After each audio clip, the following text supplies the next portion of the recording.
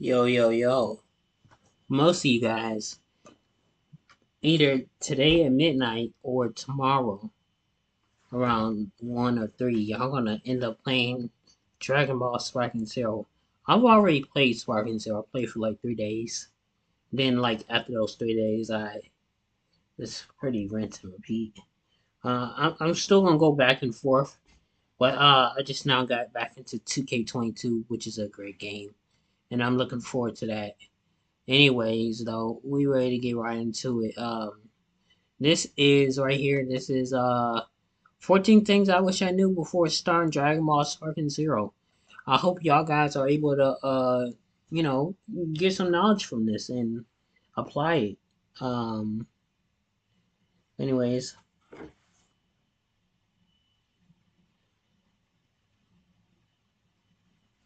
let's get it. Dragon Ball Sparking Zero is here, at least for advanced access players. While it goes live on October 11th for Xbox Series X and S, PS5, and PC players, there's plenty to learn about the game's combat and various features. Some of this will be familiar to longtime fans, others are brand new and can be a real difference maker during fights. Check out 15 things we wish we knew before jumping into Sparking Zero. Delve into battle training. Whether you're new to the franchise or a Budokai Tenkaichi veteran, it's worth delving into battle training. Separate from regular training, it teaches you everything about Sparking Zero's combat system, from movement and ki blast to counters and super attacks. It's even broken up into different tiers, so you can work up to the more complicated techniques and get your bearings. Training. If you want to practice specific characters, you should head into regular training. It isn't available as a separate mode. Instead, you go into the rule settings when choosing a stage to set the same. Training works much like a traditional fighting game, with multiple settings to configure for opponents depending on what you want to practice, like interrupting ki recovery, breaking through their defense, etc. Want to break into cybersecurity but don't have experience? The Google Cybersecurity Certificate uses real-world scenarios to teach you technical. Mastering rush chains. Whether you train or not, you'll learn quickly that rush chains are very potent. While they're great for getting up and close and preventing an opponent from charging their ki, they also deal significant damage and can be used to transition into other attacks. Rush chains can vary between characters, so mastering them as soon as possible is key. I'm about to upgrade all my stuff. Mixing up combos. As satisfying as it can be to unleash a continuous stream of combos on an opponent, it's important to mix them up and avoid inadvertently knocking them back. Transitioning between each type of combo is the key. However, you should also understand the nature of each combo, like those that use heavy finishes to stun enemies for longer, or rolling hammer, which makes it easier to attack their back. Keep your opponent guessing to press the advantage. And winning a fight is wild. Like, bro, what's going on to Wadu? I like that. Ki charging and management.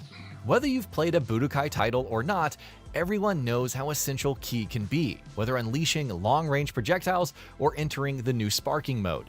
The fastest way to gain ki is to charge it, which can leave you vulnerable. As such, knowing the best times to press the advantage against opponents while they're charging ki, when to utilize your own for various techniques, even for regular super attacks, and so on is vital. Try to knock opponents away and even get behind cover to avoid their ki blast if you're desperately needing to charge up. Sparking mode. Sparking mode is a new addition with Sparking Zero, but how do you activate it? First, charge your ki gauge to the max. If you have one skill count, charging beyond will fill the sparking meter. Then press up on the D-pad for transformations and activate it. Sparking mode doesn't last forever, but while you have any meter, your stats are increased. Basic attack damage increases, ki blast usage is infinite, and much more. It's a game changer and may just be your ticket for a comeback. What's wrong? Transformations. Even after all of these years, or even decades, the sheer hype from witnessing a transformation is unmatched.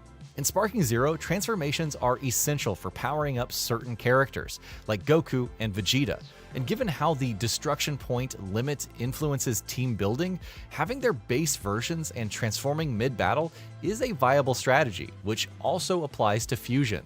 Transformation requires skill count.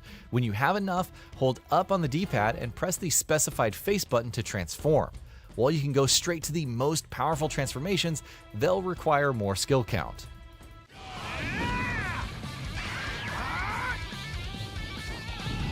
Let's go. I like fusions. Gohan, Fusions work the same way as transformations. Once you have enough skill count, hold up on the D-pad and select your desired fusion by pressing R1 or right bumper to the dedicated tab. Gohan being my favorite. However, you must have two characters that can actually fuse, like Goku and Vegeta, and fusions like Vegito Blue can cost a whopping 5 skill count. You also need to match the correct versions of each character. So in this case, Vegito requires a combination of base Goku, Super, and Vegeta, Super to create. Skill count. The skill count is another new mechanic, and it's consumed to perform specific actions like transformations, sparking mode, fusions, revenge counters, and so on. The downside is that it recharges passively, so knowing the right time to use them is important. Having enough skill count on hand can be vital for turning the tables against an opponent. It's crazy. If Fusamasu won, he still has to stay like that whole Revenge time. counters, as the name indicates, allows for counterattacking an opponent when they're unleashing melee attacks. While it's easy to perform and covers any direction, it costs 2 skill points.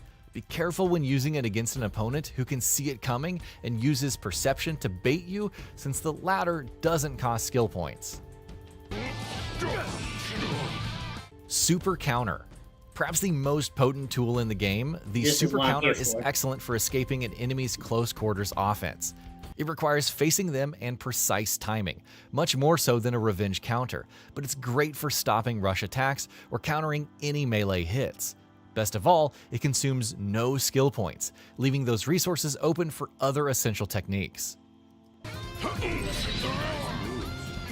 Super Perception. As revenge counters and super counters are to melee attacks, so is super perception to the really hard-hitting long-range abilities.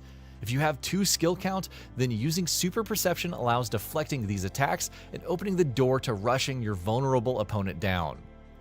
Ability items. An underrated tool for improving your chances in battle is an ability item. These are all kinds, from those that raise max health to raise the power of rush attacks, ki blasts, smash attacks, and whatnot. You can only equip one ability item at a time, but as your player level increases, more slots become unlocked, further augmenting a fighter's power. Raise your player level ASAP. Not to be confused with proficiency, player level represents the total experience you've earned throughout the game. Raising it is essential for unlocking the ability items. However, your level must also be high enough to purchase various characters from the store. So if you're stuck in episode battle against a boss, and you know the one, try playing other characters' episodes and raising your player level. He knows I'm stuck. Play an offline tournament or the bonus battles, especially since they'll give the necessary zenny to purchase said characters when your level is high enough. Goku Black, Zamasu, and then I got taken using Zamasu. Just like very stupid. It's like, why? Do you want to see? I'm pretty sure And that'll be about it for this one. If you guys like what we're doing at Gaming Vault, please consider subscribing. Thank y'all. This was the last video today. I'm gonna go in and monetize some videos, so don't worry about the views. Thank y'all for joining in, and I hope y'all day goes well. We're out of here.